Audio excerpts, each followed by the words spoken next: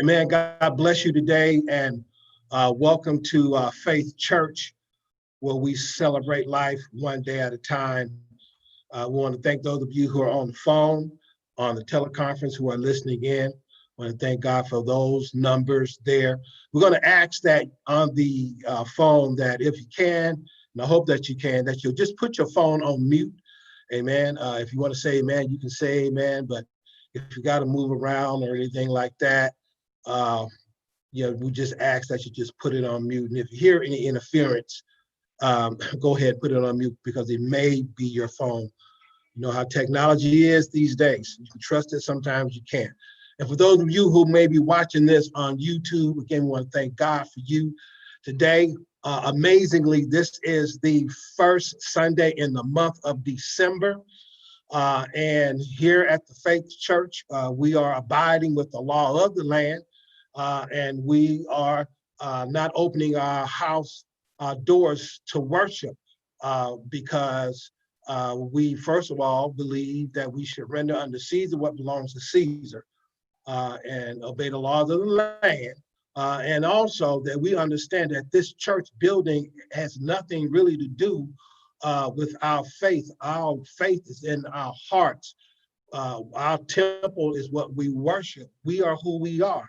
And I'm praying for churches even now who just have to have their doors open. I know why you have to have your doors open. However, what kind of example are we setting when we open our doors? We're trying to get this COVID-19 virus under wraps. And I just pray that all churches all across the land will understand it's not about ego, nor is it about religious hubris, but it's about working together to try to get rid of this virus so that we can get back to a level that God wants us to get back to. So listen, we already had prayer, and I don't want to hold you long, but as one of my mentors, Dr. M.T. Thompson, would always tell us, I don't need to hold you long, but when I turn you loose, I just want you to know that you've been held. Amen.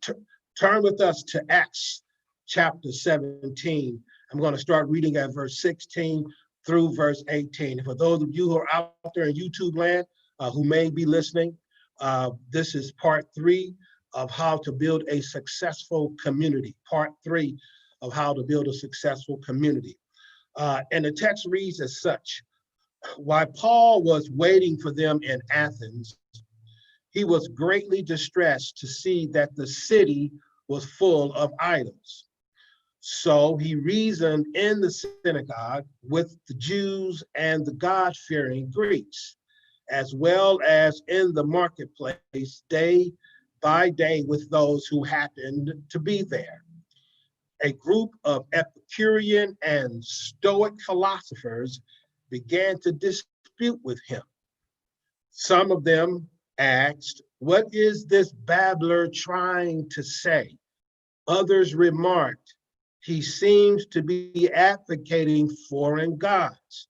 They said this because Paul was preaching the good news about Jesus and the resurrection. Let me say that subject text again. What is this babbler trying to say? Others remarked, "He seems to be advocating foreign gods." They said this because Paul was preaching the good news about Jesus and the resurrection. And again, our subject for today is how to build a successful community, part 3.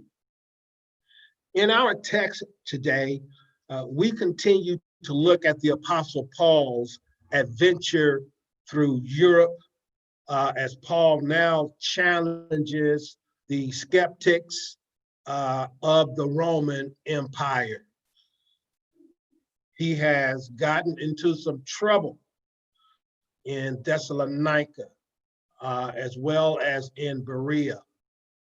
He has gotten into some good trouble. And he is now being examined by a group of Roman elites about his strange and foreign language. In reality, Paul was learning more about them with every word. You see, the word babbler in the Greek means seed picker. So Paul was literally gathering seeds of information as he spoke with them, because he was trying to tell them something. He was trying to instruct them. He was trying to get this group of Roman elitists, these Epicureans, these philosophers, and these Stoics. He was trying to tell them something. And he was trying to tell them that Jesus gives us the power to be different and to rise above human gods.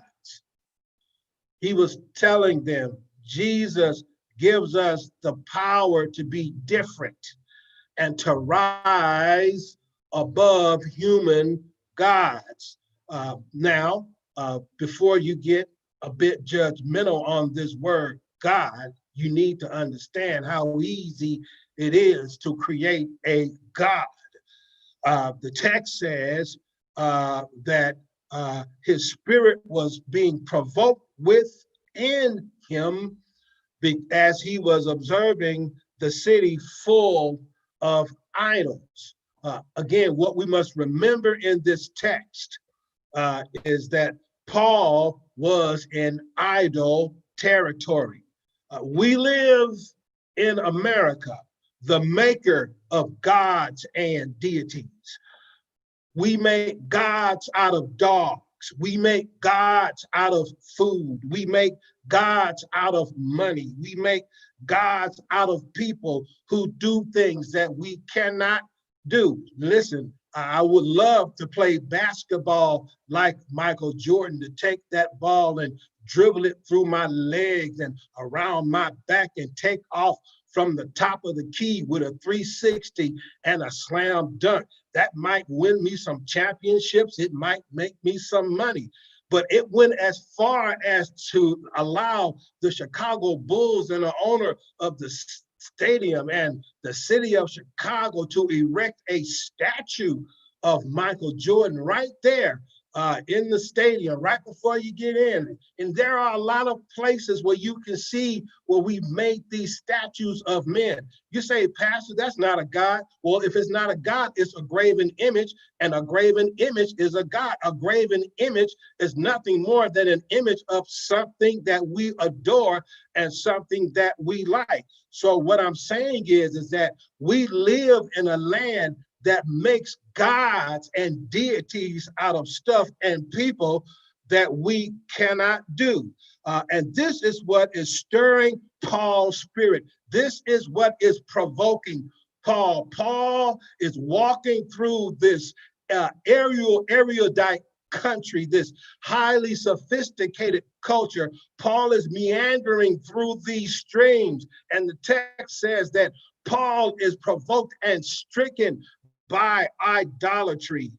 This is what is stirring Paul's spirit. You see, Jesus died on the cross. And in this text, Jesus has not long been dead. It's been maybe 100 years or so, maybe 200 years since Jesus has been dead. But Jesus has died on the cross. Paul knows that Jesus has died on the cross. Jesus has given his life to reconcile men back to God and God back to men. There is now a transformative relationship with God and man because of what Jesus has done. And in the midst of our do-gooding, we need to understand that the one seminal event that changed our lives and the lives of others was the blood that was shed on Calvary. The blood that ran down that old road got mingled with human dirt. And when it did, it washed the dirt from our stained souls and made us white like snow. So Paul is stirred because he knows that Jesus gives us the power to think differently and to rise above human gods. That's the major thing that gets in our way. We're always trying to deify something as if it gives us some kind of power, but we need to know that we are powerful when we recognize that there is a God that's not made with human hands. There is a God that is not tainted with human influence. There is a God that has transitioned Egyptian hieroglyphs. There is a God that has transitioned all the Greek gods. In Brazil, there's just a statue on top of the Corcovado mountain in Rio de Janeiro. It weighs 635 metric tons, sits atop a mountain that is 2,300 feet high and is 125 feet high itself. But that is not the Jesus that I want to come to know. That is not the Jesus that walked into my bedroom when I was 19 years old and saved my soul. That is not the Jesus that my Sunday school teacher used to talk about when I was a little lad. I want to talk about the Jesus, the one who died on Calvary, the one that they placed in a grave, and the one that got up on what they call Sunday morning with all power in his hands. And I'm telling you that Jesus gives us the ability to be different and to rise above human gods. Wow, I'm on Facebook, but I feel like I'm at church right now a little bit. So as Paul was defending his case and prosecuting theirs, as Paul was defending his case and prosecuting theirs, Paul shows us that it's okay to think differently than human gods. He shows us that it's okay to think differently than human gods. The text says, so he was reasoning in the synagogue. Despite their indifference to Paul, the reason that they had problems with Paul was because Paul thought differently from them. The reason that they were having problems with Paul, and I'm laughing because of the simplicity of it, but they were mad with Paul because Paul was thinking differently from them. Paul was thinking something else about Jesus.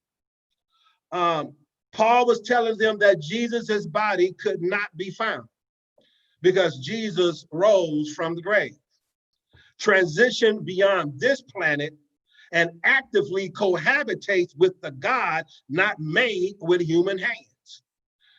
This Jesus who was dead is not dead, but rather he is alive. We want to assign a reason to everything that we do not understand. We call it science. And when we cannot get past the science, we still will not call it God. We will just call it the unexplainable. Yes, in September of 1993, America was captivated by a show called The X-Files. One of the person's name was Mulder. I forget the other person's name, but Gillian Anderson was a part of the script. Called The X-Files. You remember The X-Files, that little weird music that would come on, right? We were captivated by the show because it tried to put a spin on the unexplainable. Whatever we cannot explain, we call it phenomenon. Create a graven image and call it a God. There is nothing worse than having a situation occur and not be able to get closure on that situation. I got a life insurance salesman up in here today, and he can testify to the fact that there's nothing worse than someone dying and you not having any money to get closure on that situation. And what Paul is trying to get these Greek philosophers, Stoics and Epicureans to consider is the reason why we struggle with the resurrected Jesus. We struggle with it because it is strange. We struggle with Jesus because it is strange. It's in the text. Jesus did some strange things. And had they had time to think about who Jesus is and what Jesus did and what Jesus does, they would have had a better time with Paul's conversation. You know, it was rather strange to turn a pot of water into wine. It was rather strange to be baptized and the vocal cords from heaven start sounding off. And then here's a dove that come and light up on your shoulder. And you hear a voice from heaven say, "This is my son in whom I'm well pleased." It must have been pretty strange to hear voice come down from the sky. It was strange to call a dead man, call him by his name, and he comes forth from the grave. It was strange to take a few biscuits, 2 fish, and feed a multitude of people and have some left over. It was strange to speak to a violent barometric disturbance in the middle of the sea, calm the storm, and appear on water walking. But this is what Jesus does. He gives us closure on handling that which is strange, because we know that we can't do this kind of stuff, but we know that Jesus can do these kind of things.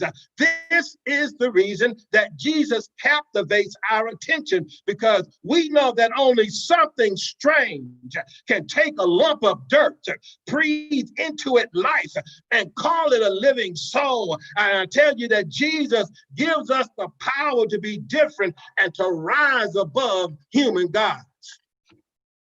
So, and I'm almost through, right? So what can we do that helps us to be different and to rise above human gods? What can we do to be different? I see Minister Dan just walked in, and to help us to rise above human gods. Here we go. We must always think differently about Jesus in the church and outside of the church. We must always think differently about Jesus in the church and outside of the church. The text says, "So he was reasoning in the synagogue with the Jews and the God-fearing Gentiles, and in the marketplace every day with those who happen to be present." Let me say that text one more time, just in case you missed it. He was reasoning in the synagogue, in church, with the Jews and the God-fearing Gentiles, and then in the marketplace every day with those who happen to be present. Paul was dealing with the people at church, and he was dealing with the people in the marketplace. Paul was dealing with people on the inside, and he also had the audacity to deal with people on the outside. You know, one of the beautiful things about having a relationship with Jesus is that it is a personal relationship. When you say that you love Jesus, no one can take that experience away from you. One of the reasons that we love Jesus the way that we do is because Jesus has a way to reach us at the lowest points in our lives. Jesus can reach us where no one else will go, because only Jesus can dare to love us beyond who we are. However, we must understand that the way Jesus found you is not necessarily the same way that Jesus finds everybody else. Some of y'all, he had to go into the gutter because that was where you were. Some of y'all, he had to go into the penthouse because that was where you were. Some of y'all, he had to go into the jailhouse because that was where you were. Some of y'all, he had to go into the whorehouse because that was where you were. Some of y'all, he had to go into the bar room because that was where you was hanging out. But whatever you found Jesus, just know that thank God that he found you. And when he found you, he turned your life around. I tell you, Jesus treats everybody differently. And the same experience that you have with Jesus is not necessarily the same experience that Jesus has with everybody else. But it's because of this unique experience about Jesus that brings that kind of love and expression into the life of any discussion. We must stay away from having a herd-like instinct in the church when it comes to who Jesus is. There must be something in our relationship with Jesus that pushes us outside of the walls of the church and into the marketplace with this different way of thinking. One of the reasons, this is just me saying this, but one of the reasons I believe that the COVID-19 virus is the leading cause of death today in the US is because the church helped form the image of a virus that was lacking in mental and physical strength. The church helped form the image of a virus that was lacking in mental and physical strength. Now, I've been to school. I've studied at some of the best schools in the world. And I know what I know. If you tell me to exegete a text, I'm going to exegete that text. However, if you tell me, Pastor, my knee is sore, can you tell me what to do? Baby, I ain't got no words for you. I'm going to send you to the doctor and let somebody who's been in school for 12 years tell you what to do. And the problem with this virus is that when you become a God, it's hard to hear Jehovah when he speaks. Instead of the church submitting to the construct of humility, the church strutted the marquee of hubris and continued opening up its doors and shattered an already shaky image of moral and human stability. It don't take much. The Lord ain't gonna shut you down. All you gotta do is shut your doors. And I'm telling you right now, churches that refuse to shut their doors whenever this virus is over, it ain't gonna be no difference. You ain't gonna see nothing different because you ain't doing nothing different now. God has shut us down so we can learn how to do something different. And that means we have to learn how to listen to what the Lord is saying. We should have been assisting the physicians with their diagnosis. But when you become a God, it's impossible to hear Jehovah. And today, churches are still acting like spiritual bastards, as if they have not a father, and have decided to go the way of worshiping idols, men, and Donald Trump.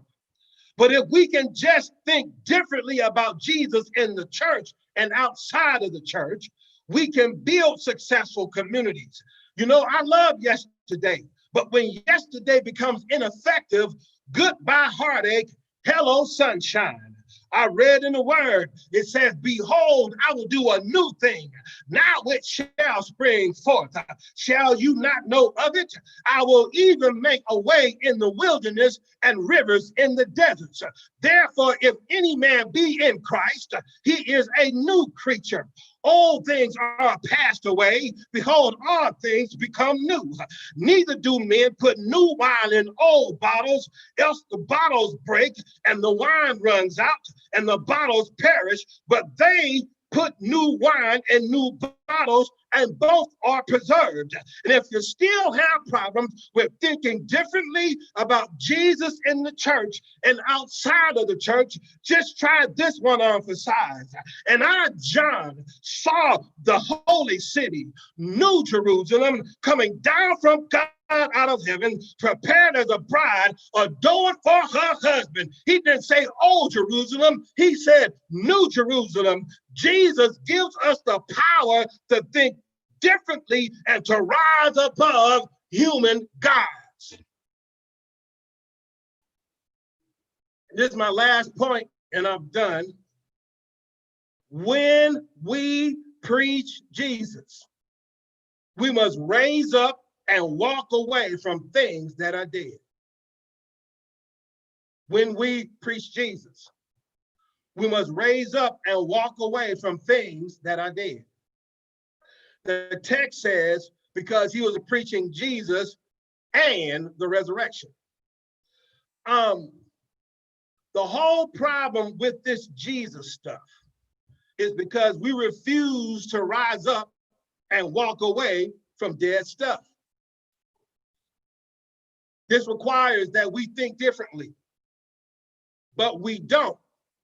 And when we don't, it means that we have chosen to hang out with things that are dead. The reason that we have problems with poverty in America, purportedly the richest country in the world, is because the elite refuse to give up their status, and we refuse to challenge their status. In 2018, it was reported that 1 in 6 Americans lived at or below the poverty line. And I can pretty much guess that coming out of this COVID environment, that those numbers are going to be severe, as we are already seeing hungry people line up for food at food banks. In places like Santo Domingo, Puebla, and Medellin in Latin America, the average monthly wage